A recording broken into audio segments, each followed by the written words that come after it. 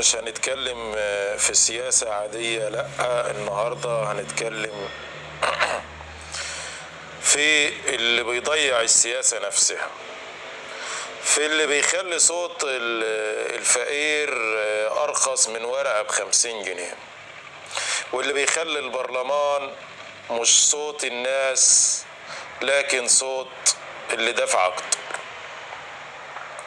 الانتخابات قربت وبدأنا نشوف نفس المشاهد اللي بتتكرر كل دورة: ابتسامات، تبرعات، شنط، بطاطين، فلوس، مساعدات، ناس بتوزع بحجة خدمة الناس، لكن الحقيقة انهم خدمة لمصلحتهم الانتخابية. اللي ما سألش عليك طول 5 سنين فجأة بيظهر لك في صورة ملاك الرحمة، يسأل عن الغلابة وعن المريض وعن المحتاج، بس يا ترى فين كان طول المدة دي؟ فين كان لما الناس كانت بتصرخ من الغلاء؟ فين كان لما الشباب كانوا بيدوروا على أي فرصة؟ فين كان لما الغلابة كانوا بيدوروا على الدواء ومش لاقيينه؟ القانون بيقول ان سقف الدعاية الانتخابية $500,000. $500,000 بس لو بصينا حوالينا هتلاقي في ناس بتصرف ملايين. منين وليه وازاي؟ وسؤال تاني اهم: هو البرلمان بقى مشروع استثماري تصرف دلوقتي وتلمها بعدين؟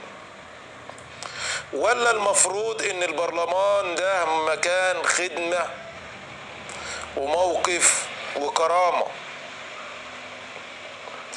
وصوت الشعب؟ المال السياسي يا سادة بيدمر فكرة الاختيار الحر. لما الغلبان يبقى مضطر ياخد 200 جنيه علشان يعيش يومه، يبقى صوته اتباع غصب عنه. هو مش باع وطنه، هو الجوع هو اللي اشتراه.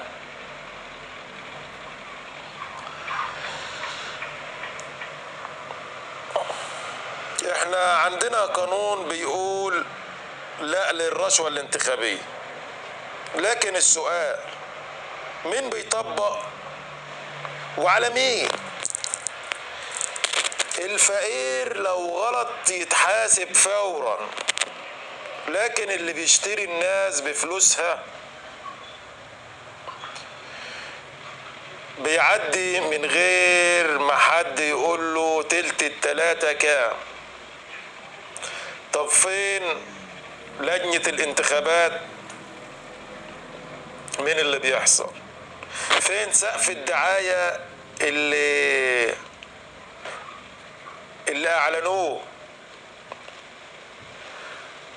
ولو فعلا القانون اتطبق بعدل، نص المرشحين هيتشطبوا من السباق الانتخابي. اللي بيحصل دلوقتي مش مجرد انتخابات، دي معركة وعي بين اللي عايز الشعب يفضل جاهل وغلبان وبين اللي عايز الشعب يصحى ويختار بعقله مش بجيبه. عايز اقول لكل شاب ولكل ست ولكل راجل غلبان اللي بيديك النهاردة كرتونة او فلوس، هو اللي بكرة هينساك، هو اللي مش هيجاوبك لو احتجته. لكن اللي بيديك كرامة وبيدافع عن حقك في البرلمان ده اللي يستاهل صوتك حتى لو ما عندهوش فلوس. اللي بيحصل مش صدفة، دي جزء من نظام اقتصادي ظالم اسمه الرأسمالية المتوحشة.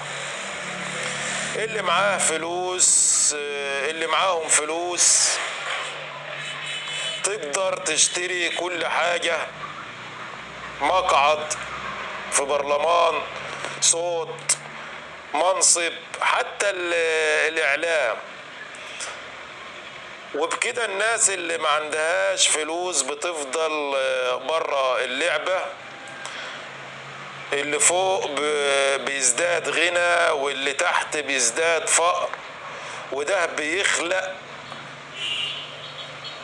فروقات مرعبة بين الطبقات، وبيزرع كراهية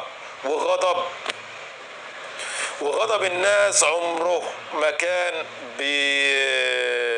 بيكون بسيط. انا مش جاي اقول لك ما تاخدش المساعدة لو محتاج، لكن خدها كحقك مش كرشوة. خدها وما تديش صوتك للي بيشتريك. صوتك ده امانة، ولو بعت الامانة ما تلومش غير نفسك بعد كده. لما الغلاء يزيد، ولما المرض يوجعك، ولما التعليم ينهار، يا جماعة الخير احنا مش فقراء في العقول ولا في القلوب. احنا بس محتاجين نصدق ان صوتنا له قيمة، وانه لو اتجمعنا على الصح. اللي بيشتري الناس بالفلوس ما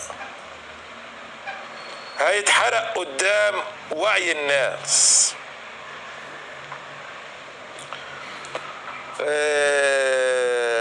رسالتي للحكومة ولجنة الانتخابات: فعلوا القانون اللي بيخالف سقف الدعاية، واللي بيخالف سقف الدعاية يستبعد فورا. كفاية مجاملات وكفاية سكوت. مصر مش ناقصة تاني ناس تشتري الكرسي، مصر محتاجة ناس تخدم الناس مش تشتريها. ورسالة لكل مواطن بسيط: وعيك هو سلاحك، ولو وعيك صحي محدش هيقدر يشتريك ولا يضحك عليك بشنطة أو ورقة. وفي النهاية ده مش دعوة ضد حد، ده دعوة لنا كلنا إننا نصحى نفكر ونختار صح. اختار اللي يخدمك بضمير مش بالفلوس.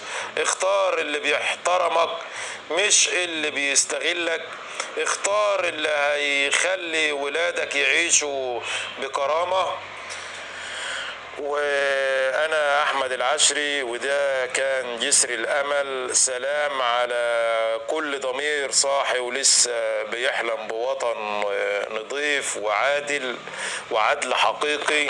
السلام عليكم ورحمة الله وبركاته. حفظ الله مصر من كل سوء. الناس ما تدورش بعينها، والناس اللي